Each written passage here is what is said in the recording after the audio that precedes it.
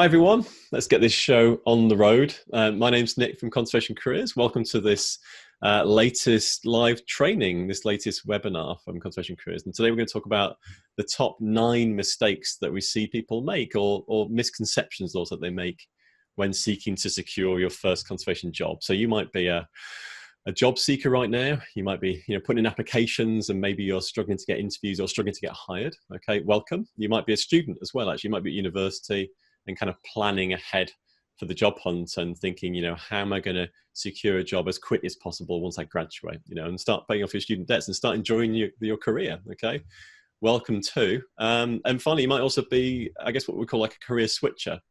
You might be in a totally different role, unrelated to wildlife conservation, doing something else, whatever it might be. It might be banking or law or working in a nursery or something. Whatever. You're very welcome to. If your passion is to switch career and move into wildlife conservation, then we're happy to have you, happy to help you. My name's Nick from Conservation Careers. Joining me on the line also is Christy Foster. Hi guys. Over in Rio, I'm in the UK. Christy's in Brazil, so if there's any delay whatsoever, it's because we're kind of doing this across time zones, but everything seems to be working really smoothly so far.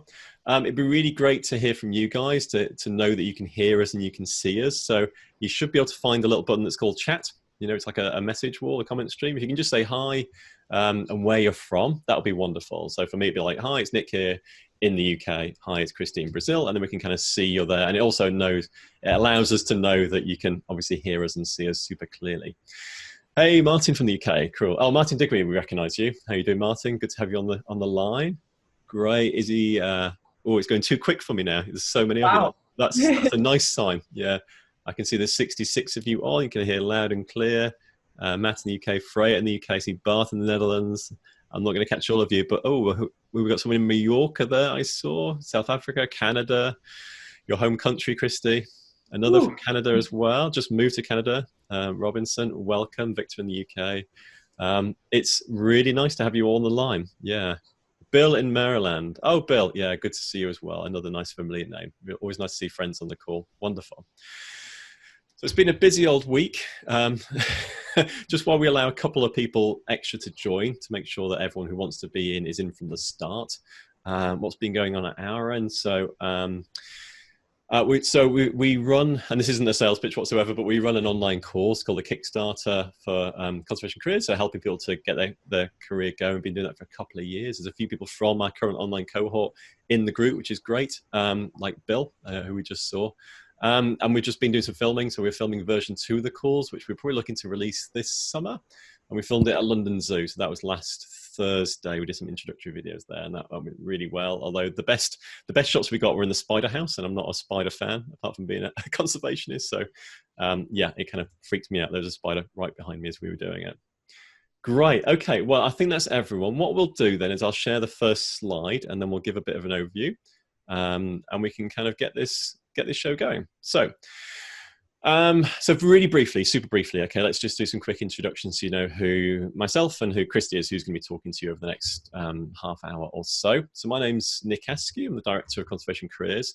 Been working as a conservationist now for about 20 years, give or take. And I set Conservation Careers up about 6 years ago with a view to answering the question, how do I get a conservation job? I've had loads of people, as professional conservationists get all the time, people asking, how do I secure a job like yours? How do I follow in your footsteps?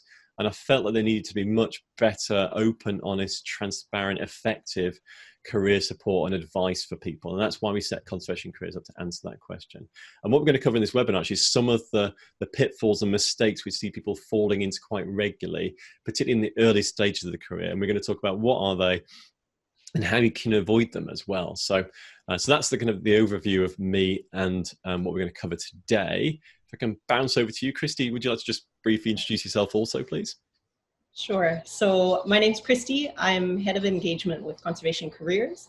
So I guess I formally joined Conservation Careers about a year ago, but I've worked and been a part of Conservation Careers journey for longer than that, sort of since the beginning back around 2014 as a blogger, interviewing people who work in conservation for the site, for our advice section.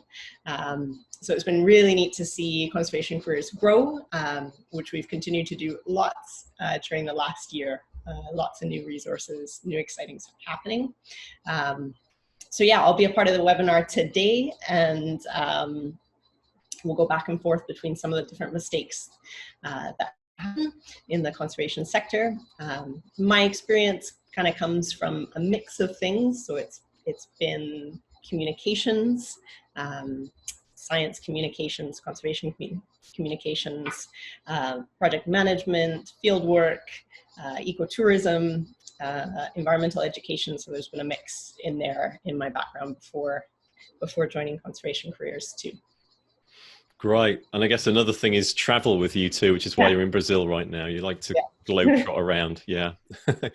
Fabulous. Well, let's give you a quick overview of what we're going to cover then, and we'll dive straight into mistake number one in a second. So what we're going to cover is we're going to talk about the kind of the 9 biggest mistakes and misconceptions that people make in the job hunt. And the reason we're doing that is we've been running conservation careers now for 6 years, and we've helped an awful lot of people find the right job and secure the right job for them during that time.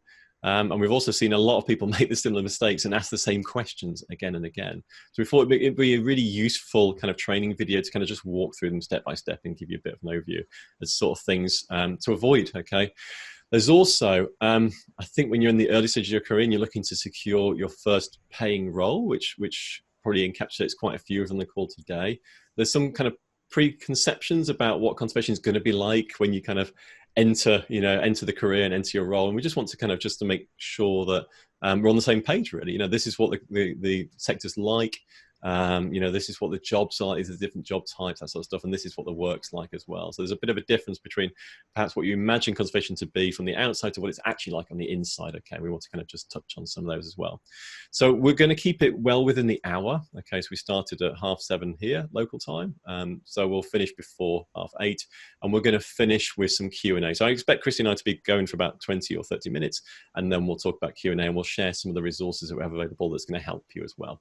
We'll talk about them as we go. I think Christy, if she has a chance, she's going to be dropping things into the comment stream, things you can download and find out more. But let's just start. Let's go with mistake number 1. Okay, so it's mistake number 1 of 9. That's how many we're going to cover. So the first mistake is quite a kind of it's quite a big mistake. It's not an earth-shattering one, but it's important to remember that conservation is about much more than the kind of the big charismatic mega species, things like the sharks, the turtles, the lions, all the, if I can point there, the barn owls that I studied for 5 or 6 years at the beginning of my career. These are really important jobs. Studying these species, helping these charismatic species helps not just the species, but also the other species that depend on them. But the mistake here is thinking that's what conservation is all about, okay? The lesson here is it's much wider than that. So conservation is a really huge sector. It's a growing professional industry. It has an overwhelming number of different job types and roles available, and something to suit everyone. So we shared over 10,000 different job titles, okay, on the website to date. So you can imagine just how many different types of job, types of roles, types of responsibilities are out there. And there really is kind of something to suit everyone. Now, the vast majority of conservationists, although many people work in the field and collect data on species like this, but the vast majority work inside behind desks, and are not scientists. So it's much wider than kind of science research, charismatic, mega species, mega fauna, as you might call them, the sharks, turtles, and lions. The sorts of people that work in conservation, when you look at the sector as a whole, and it's kind of bewildering, the size and the scale and the breadth of it, and how it's changing and professionalizing actually over time. There are people who are like program managers, they're fundraisers, they're communicators, they're website designers, they're ecotourism operators, even, and much more, okay? So on Conservation Careers, we've kind of tried to demystify and clarify it by creating a guide, which talks about the 15 main job types that you find in conservation, diving into some job types I just talked about and with some others. So we can share that resource with you if you want to kind of go a bit deeper. We've got a good guide on that on the site. But the key message here is it's much wider than probably you realize. It's much bigger than those kind of charismatic species that many of us think about when we think about saving the planet. So that's number 1. So jumping then forwards to number 2, misconception number 2. That's over to you, Christy. Thanks, Nick. So I think this is an important one in conservation because, you know, when you're starting out in your career, it can be tempting to think that you should follow in the footsteps of your peers. Mm-hmm. Or follow in the footsteps of, you know, advisors or people that you're around, say, at university. Whether that be the degree that you should get, or whether that is the internship that you should go after, or the job that you should go after. So I think quite often we try and be like other people rather than trying to stand out. Same thing can happen, you know, if you're switching careers. It's easy to think, you know, I haven't followed a certain path, or I haven't ticked off X, Y, Z boxes like other people who work in conservation have done, and jump to the conclusion that you have to actually retrain completely. And you might need to pick up some new skills and new experience, but you don't necessarily have to retrain entirely. It's obviously, you know, it's time intensive, and it can be financially a bit of a burden to get experience to work in conservation, or get the job that you're after, I should say. And so one of the best things that you can do to avoid, you know, investing all of that time and investing potentially some of your money, and ending up perhaps just being like one of the masses or like other people, is to really focus on what skills you have. So what's unique about you that stands out that you can bring to conservation? And I think there's the director of conservation optimism, who's a partner of ours, put it really well. She said, you know, before you throw the baby out with the bathwater, if you're changing careers into conservation, look at the skills that you have and ask, how can that benefit conservation? And you might find that you actually have a lot to offer already. Same goes if you're starting out in your career. So in my case, I graduated from a science degree. I was pursuing work in research and field work, all of which is great. And then I got midway into an interview and someone said, oh, actually, we really like your writing skills. Never had I ever considered that writing was a useful skill in conservation. Hadn't even thought about it. And it ended up being one of the things I've used most in my career so far. So you just never know. It could be a skill that you've just used in another aspect of life that you can apply. So I think, just like Nick said, conservation is super diverse. There's these, you know, broad 15 types, and within those, there's many, many more types of jobs. There's something for every discipline, really. And we always hear that it's super competitive in conservation. It can be, but that tends to be if you're going after the same kinds of jobs with the same experience as everyone else. So if you really focus on what's unique that you can bring, what's different about you, what you can bring to the table, that's what will make you stand out and makes your chances of getting a job a lot higher. I don't know if there's anything you want to add there, Nick. No, I think you said it perfectly. Maybe just add also that, you know, if, as you sort of said, you know, don't throw the baby out with the bathwater, particularly if you're switching careers. I think it's quite relevant, you know, so if you've already been doing a job, you know, the chances are that job might well be available within conservation, and it might not be your ideal job. So we're working with someone right now who's working in PR and media and communications, is very good at that outside of conservation, and they want to work in something quite unrelated in conservation, but as a stepping stone, you know, the kind of the midway point would be to kind of move their existing job into conservation, then get experience of the sector, you know, working in the sector, and then move from there. So yeah, I think rather than just hitting the reset button, it's a kind of nice way to think about it, doing it that way. Great, fabulous. Okay, well, let's keep the ball rolling then. So on to mistake or misconception number 3. Okay, and this is spending hundreds of hours or even thousands of pounds and dollars getting experience.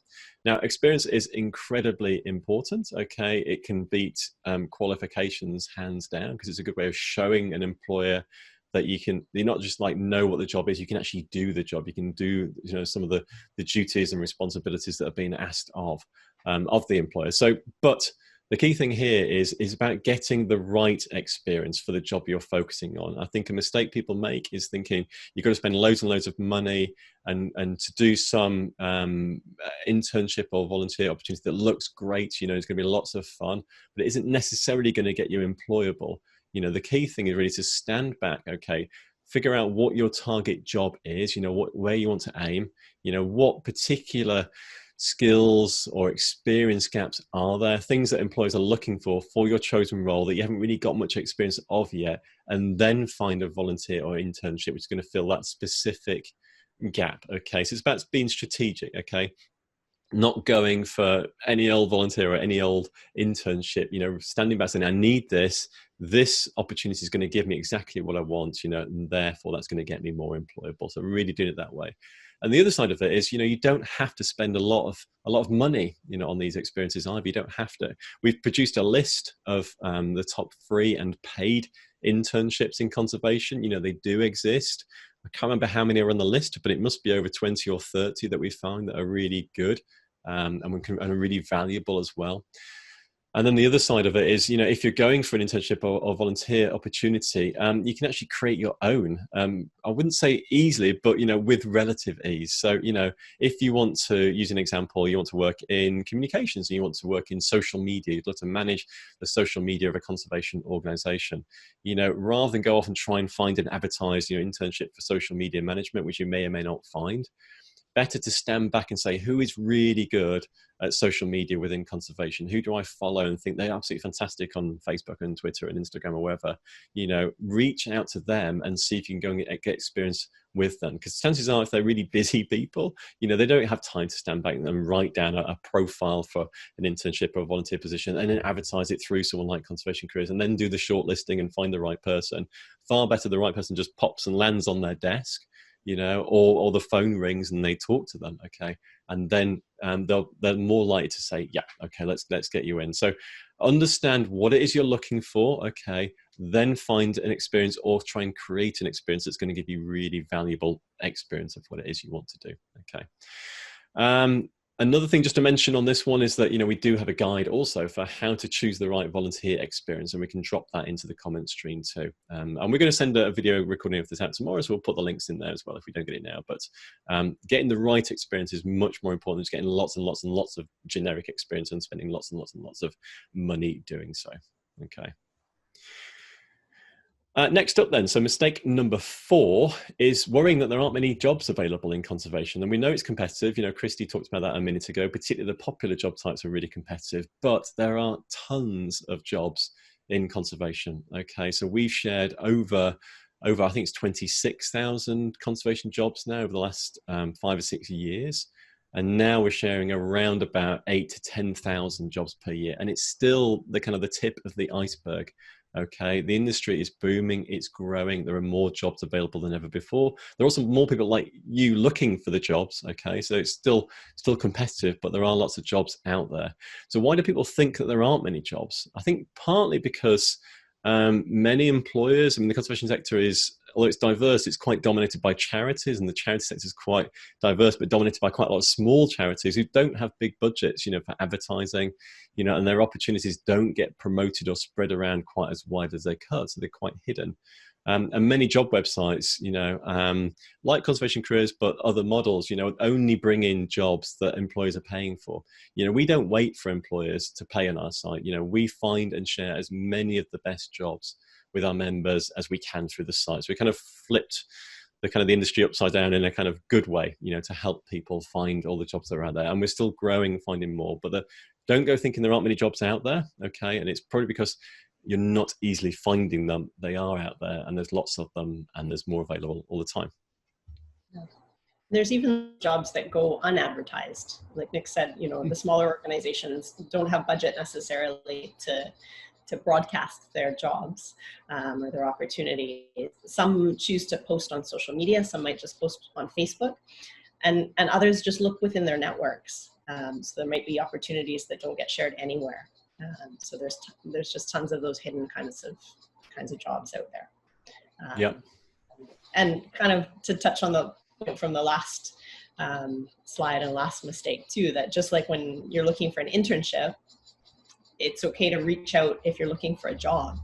And I've had it happen. I've been in the position where I've given someone a job where they approached me asking, is there an opportunity? You never know. It's not super common, but it can happen if you're in the right place at the right time. So yeah, you never know. Never know. So I think the next one's over to you then, Christy, mistake number 5. Yeah, so this is seeing enemies, not allies. I think often when we start out in conservation, and right through your career, it's easy to see people who seem like peers or similar organizations that are doing similar work to your organization's work, to see them as competition, rather than collaborators. They might be competition for jobs, they might be competition for funding and other resources, they might be competition for clients, but it's almost always possible to achieve more by working together than by having that mindset. So if you go in with a mindset of, okay, these people are competitors, you're likely to miss out on opportunities versus going in thinking, just being open to what you can learn from someone else. And you might find there's actually opportunities to learn from one another, to collaborate. I think, Nick, you had a neat example here that happened to you recently. Yeah, we were talking through earlier about trying to provide an example around this, and I mean, I was lucky enough to be teaching at Cambridge Uni a couple of weeks ago. Clunk, name drop, I know, I was very lucky. But there's a master's program there for conservation leadership, and I teach kind of career coaching around it. So anyway, I travelled across to Cambridge, it's about an hour down the road, and delivered a talk there. And on my slides, I had lots of pictures of different people. My opening slide had 6 or 7 people on it, and a lady in front of me just before I kind of started speaking went, "Oh, how do you know Nikita?" And the lady in front of me is from the Bahamas, and the lady on my opening slide was from the Bahamas. This is Nikita, and she knew her really well. She's like an old friend. It's like, okay, conservation is a really small world. That seems like a coincidence, but you kind of half expect these sorts of things in conservation. Click next slide. I'm talking about something. I'll show a picture of the Cook Islands, and another lady in the room, because these students from across the globe is from the Cook Islands, and she goes, "Oh, I can see you've got Ian and Jackie in the picture. You're friends of them." Like, yeah, okay. So you're from the Bahamas, you know them. You're from the Cooks, you know them, and so on and so forth. It just turned out the next slide, the person on that next slide was actually teaching downstairs on another course at the time, and the next slide after that was someone else who was actually a participant in that workshop. So it's like 4 people, 4 images, all connected to people either in that room or in that building on that particular day. And I think the message is exactly the same. It's a small network, a small community of conservationists. People know one another. We work together. We're supportive. We're collaborative. And that's the ethos that we bring also at Conservation Careers. If we see other people doing similar stuff, let's work together. We want to achieve the same mission. So I think it's a really valuable lesson that you shared there, Christy. Thank you. That doesn't just happen in Cambridge. Cambridge has a concentration of organizations working on conservation, but that happens internationally too. I find a lot of people that I've met or I've worked with in one context, later, a year or 2 or 3 later, we find some other opportunity to connect or collaborate. So it happens internationally too. Yeah. And there's a horrible word, isn't there? Networking. That I think we all kind of feel a bit uneasy. It feels like you're sort of manipulating, being a bit strategic, you're not being honest or whatever. I see it as making friends. So, just, be friendly, help people, reach out, collaborate. It's the way to get things done for sure. There's sorry, Nick, I keep cutting you off. No, but there's a really nice quote here from the Director General of WWF, and he says, "There are ways to turn competitors into partners. Overcoming the sense of territorialism and competitiveness is hard, but one way to do it is to think bigger, of the bigger wins we could achieve in an alliance rather than alone. Then the added value, the co-benefits become apparent." So again, it's that idea that, there's synergies or there's opportunities between you that you can only really see if you're open to the idea of collaborating and working together. Yeah, a good point. Well put. Right, so let's move along then to misconception number 6. Okay, and this is about thinking if you put in enough applications, you'll get an interview. Okay, so this is I think of this as like rapid fire kind of machine gun type applications. If I just keep putting in loads of applications, the chances are one of them's going to be good, one of them's going to get me an interview, and therefore I'm going to get hired. And playing the numbers game like this really doesn't guarantee success. If you're firing out applications quicker than bullets from Arnie's Uzi 9mm, then chances are you're not spending much time on each application, to ensure it's perfectly suited to the job in hand. Writing and applying for jobs is in a way a kind of a job in itself. It takes a long time to kind of really tailor an application specifically to a job. And we'll talk about that a little bit more in a second too. So one, you need to spend quality time, it's quality, not quantity, refining really good applications. So putting fewer, better ones is always going to be a better strategy, number one. And the other thing, if you put in loads and loads of applications and not getting anywhere, it's also a bit of a signal, I think, to us that perhaps you're not very focused and that you're going for lots of different job types, okay? And therefore you've not really kind of focused in a little bit earlier, thought this is the right job for me, this is going to make me super happy and impactful and competitive. Okay, here's some gaps I need to fill. Maybe I need a bit of training, maybe I need a bit of experience, but now I'm ready and I'm going to put in really good quality applications. That's always going to stand you in better stead, okay, than just going for everything that looks interesting and just firing out applications really quickly. So focus on your target job, and take your time to apply. Okay, it's really important stuff.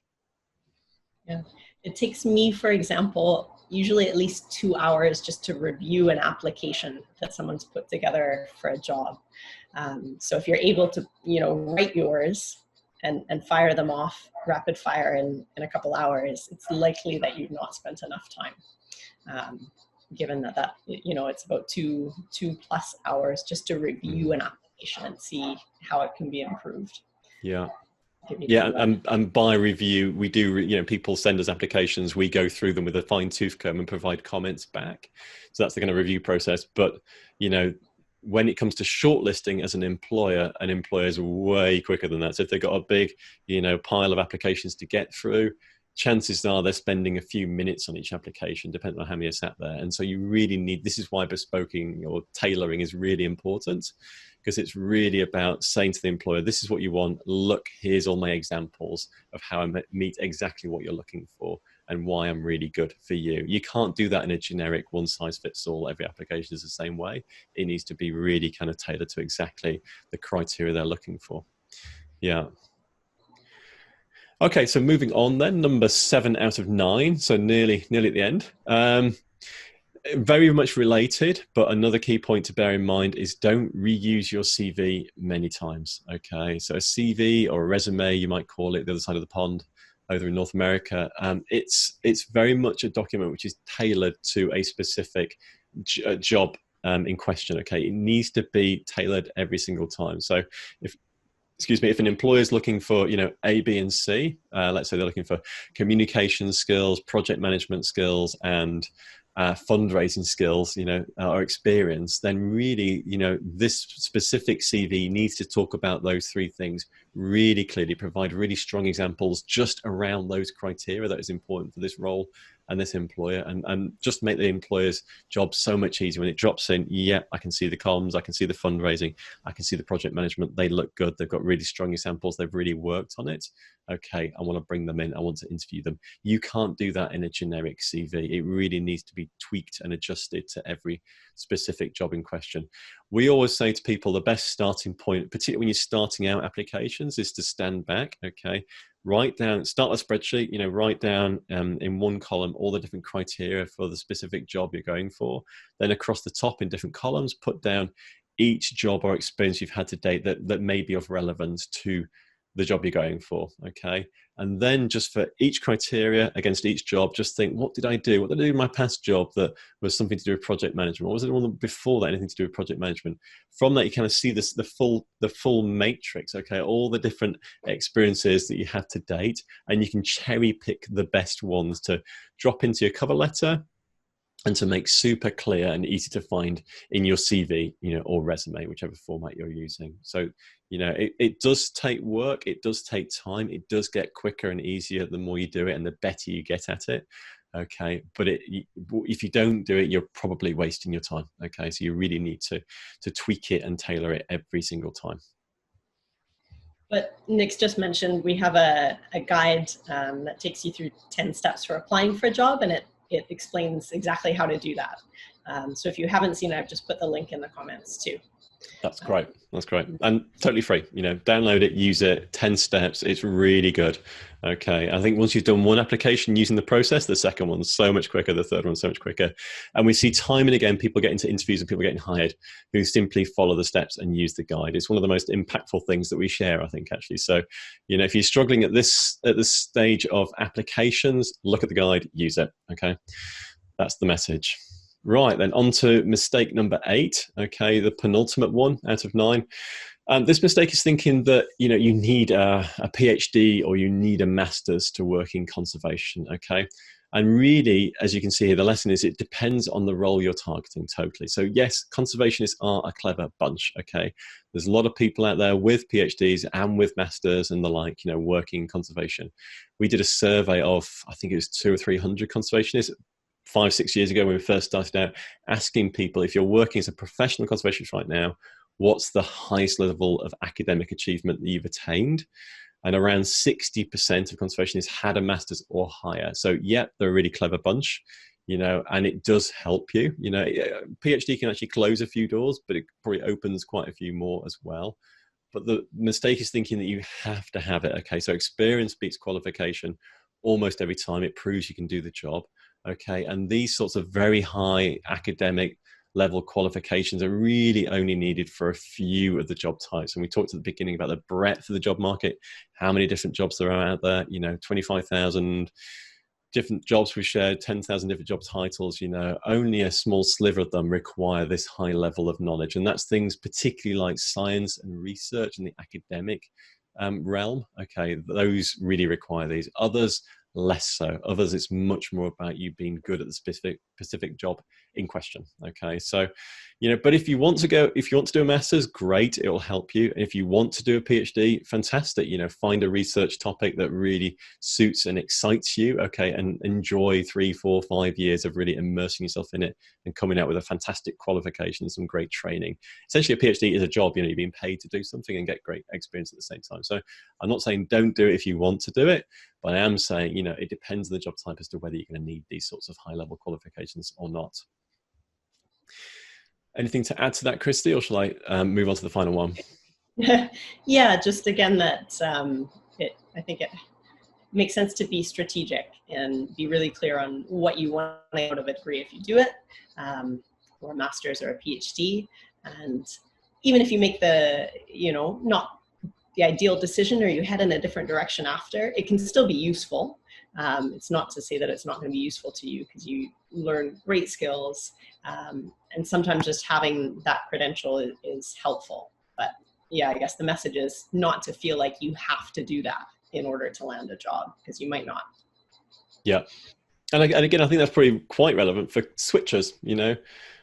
Compare yourself. If you're mid-career doing an unrelated job looking to switch in, you're mid-career, so you've got a career behind you already. You've got a load of skills and experiences to date which are likely to be, you know, highly attractive, you know, within the kind of conservation sector. So you've probably been managing projects and people and deadlines and doing all sorts of stuff that we need within the sector. Whereas compare and contrast to someone coming out of university, graduating, they might have a great, you know, educational background, but their experience might be quite limited. And I do say, like, you know, experience can beat qualifications every time. So, you know, don't go thinking as a mid-career switcher, I therefore have to go back to uni, I've got to go back to school for several years and so on and so forth. That's not always the case. It depends on the job type. Yeah. Right. And then the final one, mistake number 9. That's over to you, Christy. Thanks. I just wanted to say there was a comment here from Anna. It's all good, but the connection isn't working super well. So don't stress if anyone else is having troubles with the connection. We will share the recording, so you'll get everything after. Yeah, so mistake lucky number 9. I think this is a nice one and a nice message to end on. I think in all sectors, we have a tendency as humans to doubt ourselves and our abilities sometimes. And I think this is particularly common in conservation. Maybe that's because we tend to be just a more empathetic, compassionate bunch of people. I'm not sure, but and I'm as guilty as the next person. It's easy to think, oh, that person's got more experience than me, or they have a higher degree than me, or what have you. But if you actually stop and ask, you know, does doubting myself help me, and does it help the sector of conservation? No, never. And I think it comes back to the analogy that we kind of talked about at the beginning of being a stick insect versus standing out. If you focus on what is unique about you that you bring, it's a lot easier to see how you can fit in and how you can add value in conservation, rather than trying to compare yourself to everyone else who may or may not be doing the same things as you. So I just wanted to share a quote from the Director General of ZSL, the Zoological Society of London, because you might not know, but he actually doubted whether he'd be considered for the Director General role, believe it or not. So he says, I looked at ZSL from afar and thought, gosh, that Director General job looks really interesting and it would speak to my values and maybe I could bring something to it. But I was a little held back by thinking, but they wouldn't want anybody who didn't have a professional conservation background for that. And then actually I looked at what was relevant, what the organization was looking to do. And I had some conversations with the people involved and decided, you know what, I could really add value here. And he goes on to say, I think for anyone who has an interest in conservation and knows that they have particular skills that they can offer, it's always worth having that conversation. Don't hold back, don't self-center. That would be my advice, and I'm really glad I didn't. That was kind of a nice quote to end our discussion on. That's really nice, yeah. And just by way of his background, so he was the British ambassador to Afghanistan at the time before Director General of ZSL. So he was kind of running the embassy in Kabul. So you couldn't think of a more unrelated job and an unrelated transition that he very successfully made. Yeah, so don't be shy. I think particularly when it comes to applications, we're not just talking about senior level jobs, we're talking about every level job now. You know, when it comes to applications, come to interviews, you know, it's about selling yourself. It's about, you know, putting your confident foot forwards, okay, and just saying, this is who I am, this is what I can achieve for you. You know, I thought about this, I'm the right person for your job, for your role, yeah, for the role. So yeah, that's a really nice lesson to be ending on. Thank you, Christy. So I hope you found those 9 really useful. We will share them tomorrow, probably, okay, as a recording. So I'm sorry if the audio level's not been as crystal clear as it could have been. Hopefully you got as much as you can out of this, and it was still valuable to you. We're going to open up to Q&As in a second. So if you have any questions, feel free to start typing them in. You should find a Q&A button. And if you go on and click that, you can then click question, and then we can have a look and start talking them through. And while you think about any questions you might have, and start sharing them, and don't be shy, you know, someone's got to start, so start dropping them in. That's great. If you want to find out more about conservation careers, you know, you don't know where to start, a good place is our Start Here page, conservation careers /start-here. You know, on that, it leads you through a few questions so we can understand, you know, who you are and how we can best help you. It also lists some of the kind of careers advice and some of the ultimate guides we've been producing over the last year or so. So our ultimate guides are really detailed guides. There's the 15 different job types is a good example, the free and paid internships, the how to find the right volunteer opportunity for you, to how do I need a master's to work in conservation? Okay, so we're trying to answer some of the really big questions in a really detailed way that allows you to kind of get right down to the nitty gritty that you need when you're planning for your job hunt. Obviously, we've got a job board, you know, 10,000 jobs a year. We've also now got a training board, and there's more coming along quite soon. I'm quite excited about, but I won't announce that quite yet. Over 1,000 courses on the website. So if you're interested in training, again, it's all free to access. You might need to register a free account, but you can jump in then and access all those training opportunities. We have our free guide, how to apply for a conservation job, and loads more. You know, we're here for you guys. We're trying to provide as much value to serve you and help you as much as possible, because, you know, the planet needs you, okay? It needs your passion, it needs your skills, it needs your experiences, it needs you working on it now. So we're here to get you hired more quickly. So that's the end of our training, the webinar. I can see some questions dropping in, which is great. So I'm going to stop sharing, which will then bring us back. There you go. Hello. On screen, the two of us. And let's have a look at some of the questions. Okay, so I haven't obviously read any of these, so I'll just read them out loud. Yeah, connection problem from Anna. Thank you for sharing. Isabel, how long would you suggest a cover letter and CV to be? And would you suggest using headings? That is a good one for you, Christy, if you don't mind me. Yeah, it's a good question. I think we generally suggest somewhere between 1 and 3 pages. 2 is probably the most common, and 1 is probably the least common of those. This is for a CV or a resume, right? Yeah, this is for a CV, sorry. No, Yep. thanks for the nick. So for a CV, 1 to 3 pages. 2 is probably the best bet. 3, if you've got lots of experience, you know, you're getting a little further into your career, and you're having trouble getting all of that information into 2 pages.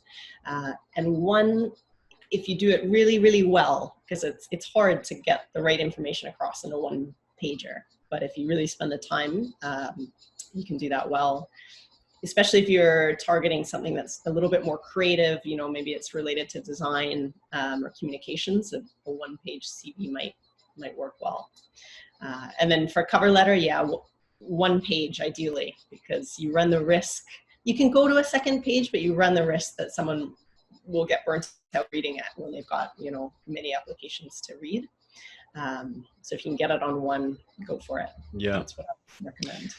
And then you're asking also, you know, should you use headings? So we talk about 3 different styles of CVs or resumes. The main style, the common one that people use, is like a chronological style, which is really, you know, everything's in order of, you know, most recent experience right back in, you know, into the past, if you like. So most recent job, this is where I am, this is what I'm doing, this is my roles and responsibilities, and hopefully again in there some kind of good success stories and some good examples of things you've achieved. And then the previous job below that, and so on and so forth. That's chronological, okay? And that works well when you've had a job type where it's been quite not targeted, but, you know, within the area that you're looking to work in, okay? So you're not being bouncing around or working in an unrelated field, maybe. The other option would be like a functional style, where actually you focus on the key skills, and you might use headings for this, okay? So we talked about before, you know, someone who's applying for a job and they wanted, was it fundraising, communications, and project management? Let's say those are 3 key criteria they're looking for. So you might start a functional CV or resume, you know, once you've got the details of who you are and what you're bringing to the table in terms of, like, you know, a little kind of strapline or introduction. You might then say, you know, communications experience, fundraising experience, project management experience, and then bring in all the examples from your background, from your history, you know, as kind of heading sections, you know, on the front and center homepage of your CV or resume, you know, hit them up front. So I think headings can work really well, particularly if you had a career that's been, you know, maybe it's had gaps in it, or you're working in unrelated things. You know, it's much better to kind of, yeah, redistribute, you know, the success stories, you know, according to the criteria that the employer's looking for. Yeah. Isabel, I've just seen that your follow-up comment here, as in headings and cover letters. So just really, really quickly, sometimes you'll be asked by the employer in their application instructions to answer specific questions in your cover letter, in which case it might be useful to use headings. The standard cover letter, if you want to call it that, if there is one, doesn't necessarily have them, but you can also choose to use them. So I've done cover letters before where kind of like what I just described for a CV, I've pulled out key skills that they're looking for and grouped my experience, described my relevant experience under those headings. So you can do that for a cover letter too if you want. Sometimes it works really nicely if your experience fits into, you know, say 3 themes or something like that. But unless they've asked for it specifically, there's nothing that requires you to do that in a cover letter. Yeah, I'm a big fan of like emboldening keywords as well. So just making them bold and stand out. Right, I'm conscious there's quite a few questions here, so we're going to move on. Thank you, Isabel. That's really kind. Bill, our friend Bill, what's the best way to get feedback from jobs you did not get? Good question. We always recommend you ask for feedback. Okay, whether you get it or not is down to the employer. Many employers will say, I'm really sorry, we don't give feedback because we're just too busy, or we had a high volume of applicants, or, you know, we don't, for whatever reason, you know, they're not going to provide that time. But always ask, you know, so I would ask by email, you know, or if you're feeling, you know, confident, then I would pick the phone up and say, I'm just following up on this application, you know, I'm aware I didn't get it, you know, that's fine, but do you have any feedback you could give me? I'd like to speak to the hiring manager, just because that'll help me personally. So I think if you can make it as personal as possible, you can't get much more personal than a phone call, you know, that might give you the highest likelihood of success. If you're not, you know, feeling up to picking the phone up, then just, you know, a very polite email saying, you know, you understood you didn't get it, you know, but could you give any feedback that would help me, you know, to, yeah, in my next application, because any feedback you do get could be really valuable. Okay, so always ask, even if you don't get it, always ask. Yeah. So anonymous, next one. What should you do if you already accepted a job, but you have an interview for a better one? Oh, nice problem to have, by the way. Before the start date of the one you accepted. Okay, so you have an interview for a better one before the start date of the one you accepted. Oh gosh. That's a good question. Because if you've gotten an offer, and you're waiting to reply on that first job, you're waiting to accept a first job. Sorry, no, let me back up. If you're waiting for an offer of a job and you have another interview or potential other offer, you can just ask when they'll be making the decision and try and speed up that process, and even let the one employer know that you have another offer. But yeah, if you've got an interview for a better one before the actual start date of the one you accepted, there's not really a right or wrong answer to that. It depends what you want and how badly you think you want it. It's a tricky one, isn't it? It is a tricky one. Yeah. It has to be your call, I think, really. Obviously, you can go for the other interview, and if that's going to be a better job, it's going to make you happier, more impactful, then it kind of seems silly not to go to that interview and at least explore it. But you don't know if you're going to get an offer or not. So you need to keep your current offer on the table and live. And I think if you told them you go to another interview, it shows you're not fully committed. So you probably therefore don't want to, reveal that to the current employer. And I think the worst case scenario from the employer's perspective that's giving you the job offer that you've accepted would be, you drop out and go to the other job. But I think ultimately you just have to kind of just do what's right for you. So I think my advice, and you don't have to take it, would be keep your options open. Go to the other interview, explore it. You might not even want it. It might not be as good as you want. Hopefully it is. You might not even get it. Hopefully you do. See where it goes. Keep your options open, and then once you have all the options on the table, then you can make a fuller decision. But I wouldn't close it down. The only caveat would be, obviously, if there's any risk of the employer that's giving you the job offer finding out somehow that you went to this other interview. So, do they know each other, the organizations, or is there anything around that? You just need to be super careful. But good luck. It's a tough decision, I can see. Yeah, but a nice problem to have. You're obviously doing really well. So, yeah, congratulations. And I can see why you're anonymous too. Well done. Freya, what is an affordable, feasible way to gain biology, ecology, or technical skills if you do not come from a hard sciences background, and more specifically, you come from a social sciences background? So what's the best way to gain biology, ecology, or technical skills?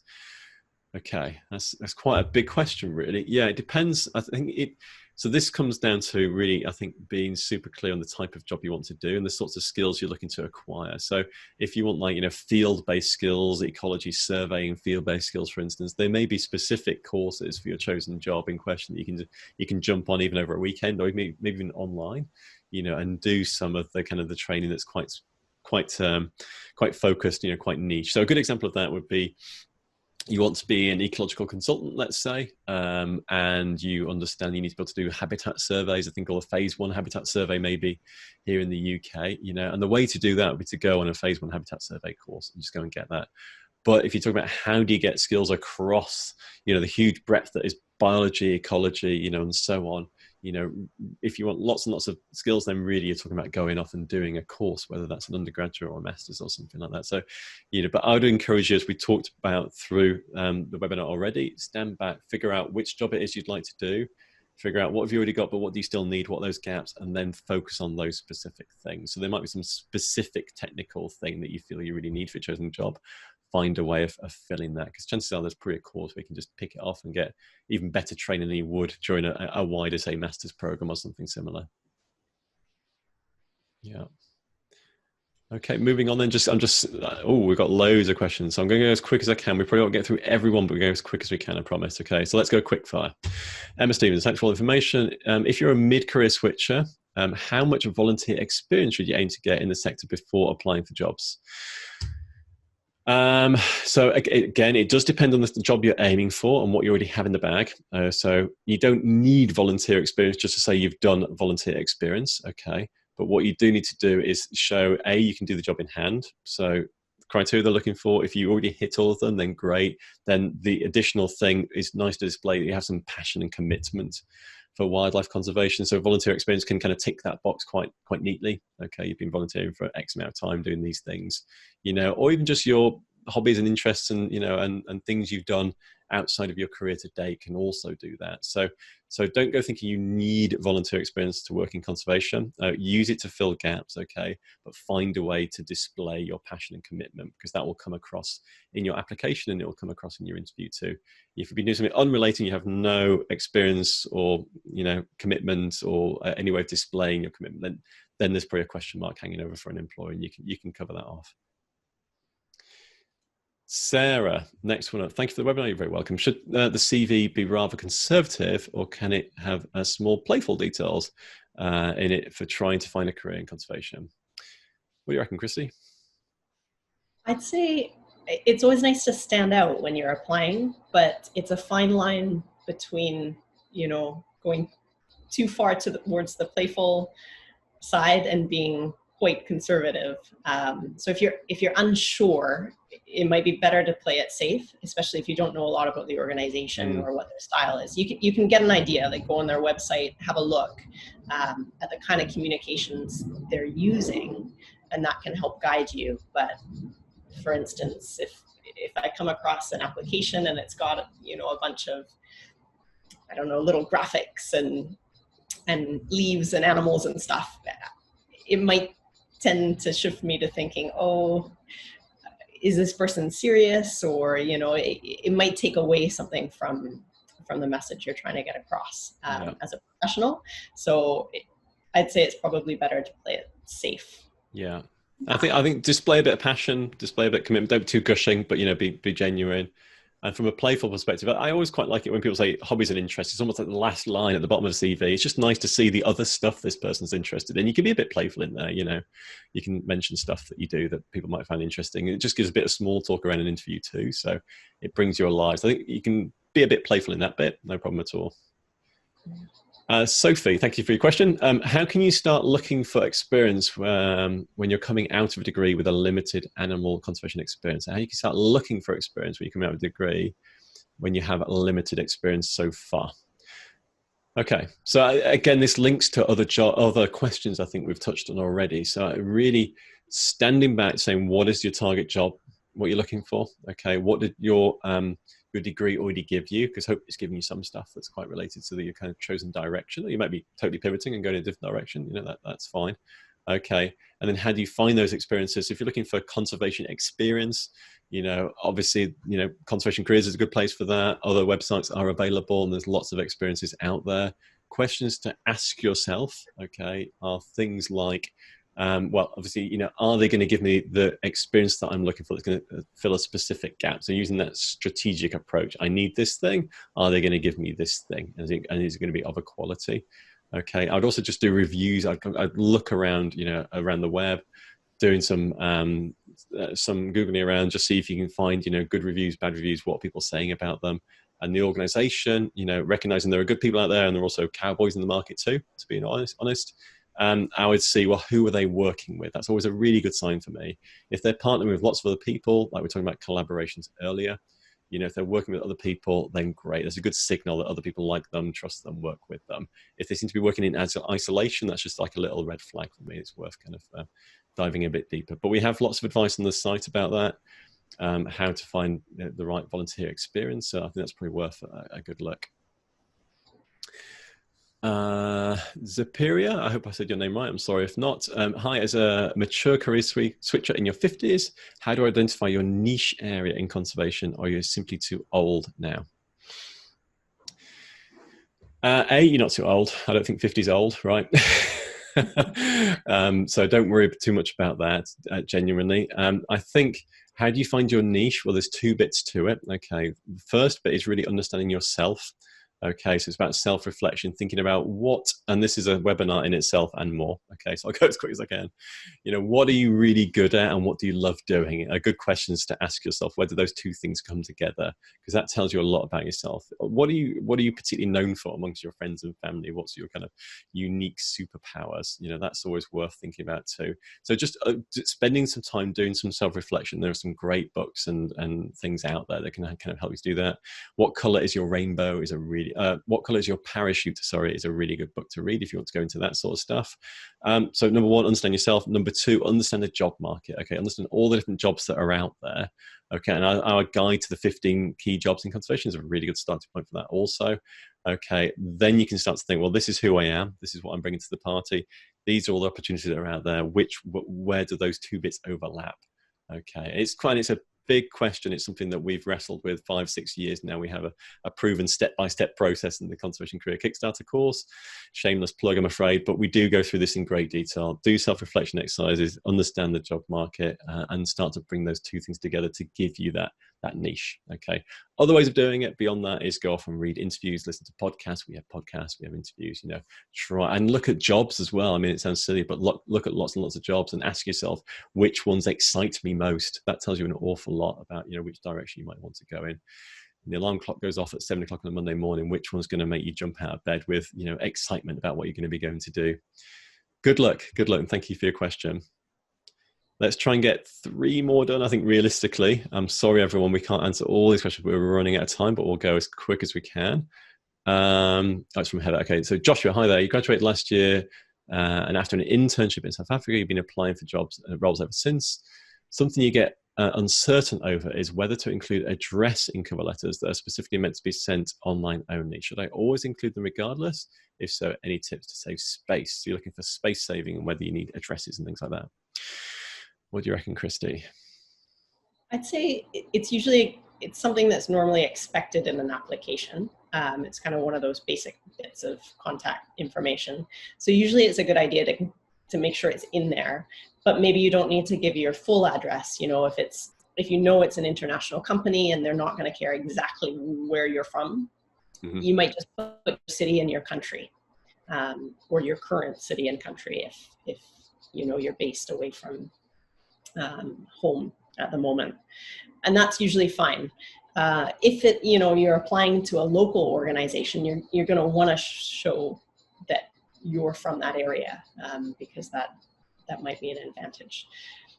I think there's some, not so common, but there are some cases where employers don't want as much information because it can cause bias, but you'll usually find that in the application itself. Otherwise, I think it's safe to assume that you should include some form of contact, some form of address. Yeah.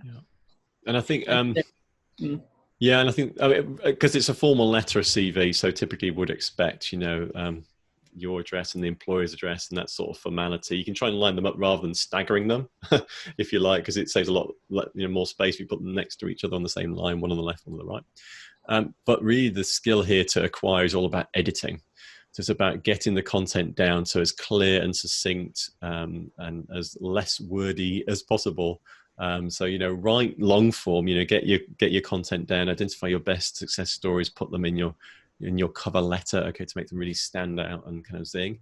Okay, but then be really brutal about how you edit. You'd be surprised. You can take a sentence that might be 20, 30 words long and probably get it down to half that very easily without losing any of the meaning or any of the content. But that editing process is really key. So if you're worried about saving a few words here and there in an address, to me, I'm thinking you need to probably edit a little bit more. Say less, but say it really clearly and pick the best examples. Good luck. Yeah, good luck, Joshua. Let's do a couple more then. Anonymous attendee, is it ever worth contacting a company if you get rejected for a job to see if there are other opportunities? Why not? Yeah, absolutely. Yeah, stay on the radar.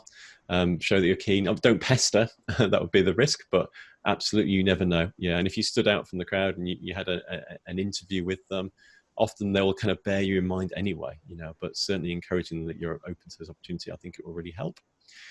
And then Helen Williams, you're a career switcher. Most jobs you're finding seem to be either voluntary or require a degree. You mentioned doing something similar as a stepping stone. However, I'd really like to do something different to what you now know. Absolutely. Do you have any advice for switchers like you? Thank you. I think so. Questions to ask yourself is, are you clear on that job that you're going for? Do you have a good idea of the job market? Have you figured out this is the area you want to focus on? If you are, it sounds like you might be. Okay. They're asking for degrees or asking for particular volunteer experience, then you might have to think, how am I going to achieve that, or how important is that? You know, if you already have experiences. So let me step back a little bit more, actually. So let's say typical jobs, you know, are asking for like 10 criteria, for instance. If you're hitting 6, 7, 8 of them with your experiences to date, and the things you're not hitting are the things you're mentioning here, like volunteer experience or a degree, then actually you're probably already an 8 out of 10. It's well worth putting in applications. Don't think you need to have everything that an employer is looking for before you can put applications in. I think that's really important. We haven't said that to date, okay?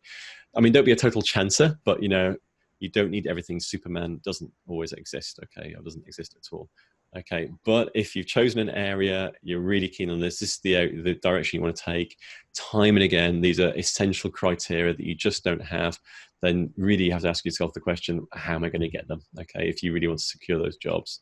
The other way of doing it is that stepping stones, that side step, you know, take what you're already doing, you know, convert it into conservation, try and perhaps even work for an organization that does have that role or those roles that you want to secure. And then you could also, you know, seek to move across from the inside. Yeah. Anything else to add to Helen, Christy, while we wrap up? I think you've covered it. Yeah. I'd agree with what you say. Okay. All right then. Well, thank you everyone for jumping on the call. It's been really nice. I can see we've had 60, 70 people on throughout, which is wonderful. Great to have you on the call. You're very welcome. I can see some really nice comments. You're very welcome. It's nice to have you with us.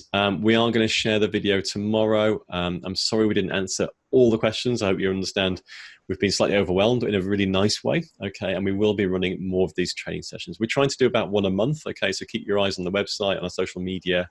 We'll be sharing more. And if you have suggestions of things you'd like us to cover, okay, then feel free to drop us a line, tweet us, or send us a Facebook message, or even email us, okay? You know, we're very open to ideas and suggestions, and we'll try and do our best to help you guys to get the jobs that you secure. Okay, so that's enough from me. Thanks again. This is Nick signing out. Over to you, Christy.